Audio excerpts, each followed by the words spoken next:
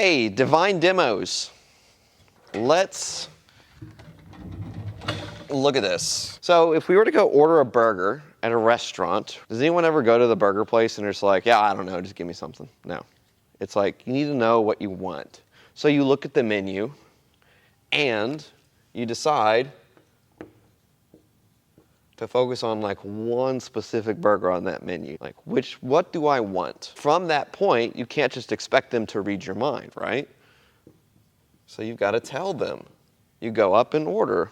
Like, I would like the number 3 buffalo ammonia meat burger that you guys have here. Lettuce wrap, right? And so you tell them what your focus is.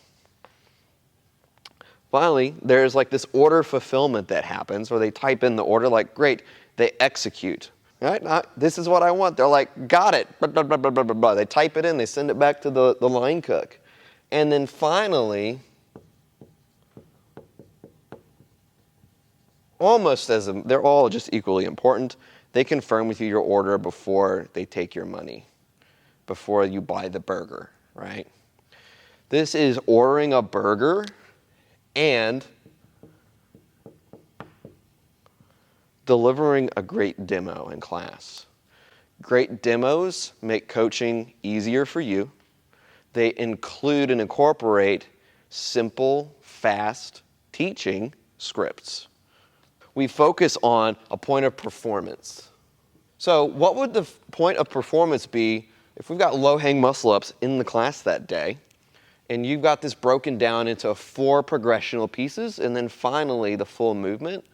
What would a point of performance be for the false grip ring row? Hands close to the body, or like knuckles maybe touching, or the false grip itself? What would you say is the most important piece?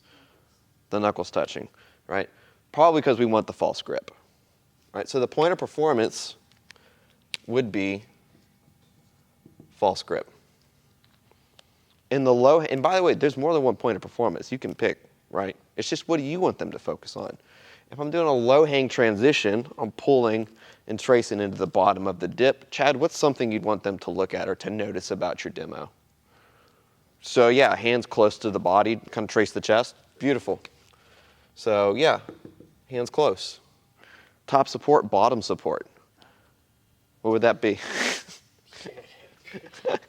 I didn't put top, bottom for a reason. Sean, what would you focus on? What would you want them to see?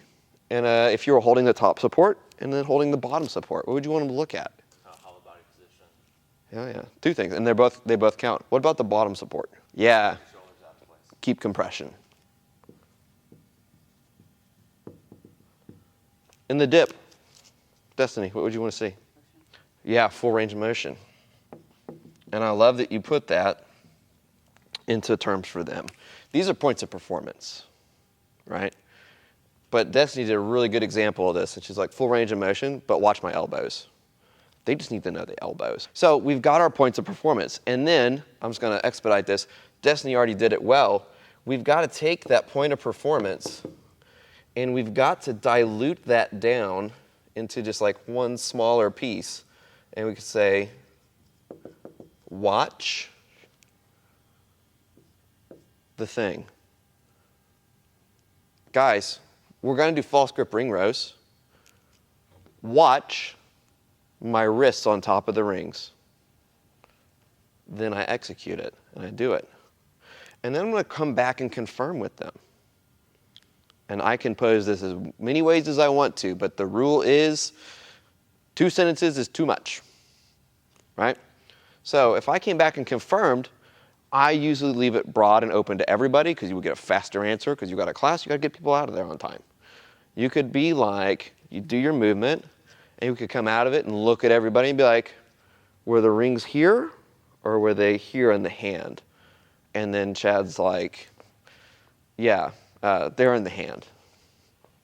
Great. Chad, that was wrong. Change your glasses, right? No. So, and they can be like, yeah, it was right here in the wrist. And you're like, oh, awesome. Okay, so I've confirmed what I wanted them to see.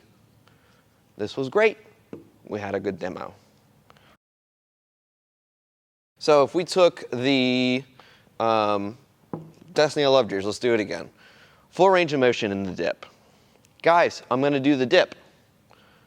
I'm going to tell them what I want them to focus on. I'm still going to do my 2 reps, but I want them to know first.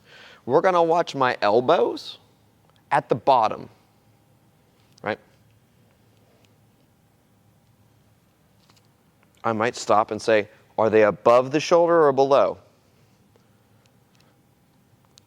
That's a lot of complexity to do that, by the way, to pause and then tell them. And then I get off there, I'm like, where was my elbow in that? Jessie? Behind her back. In relation to the shoulder, where was my elbow? Above the shoulder. Yeah. Maybe if they're not quite getting it, then we've caught it in the confirmation. Because if she's like behind the back, and then Sean's like behind the back, and Jesse's like top bottom, or whatever it is. I forget what Chad said that was so funny earlier. But then I'd be like, okay, let's do this again. Yeah, I probably need to change what I said, how I told it, right? I'm sorry, I don't understand your order. Like, I want a lettuce wrap. They're like, what is that? It's like, okay, so piece of lettuce, round the burger. Oh, okay, great. So I just need to change how I said it. If you get somebody in class to participate and to say the thing, you know that at least your language is hitting with one of them. It doesn't mean everyone, but it's a great start.